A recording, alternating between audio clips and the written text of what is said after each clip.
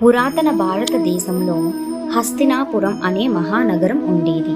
అక్కడ కురువంశానికి చెందిన 2 కుటుంబాలు ఉండేవి, పాండవులు, కౌరవులు. ధృతరాష్ట్రుడు, పాండు ఇద్దరు సహోదరులు.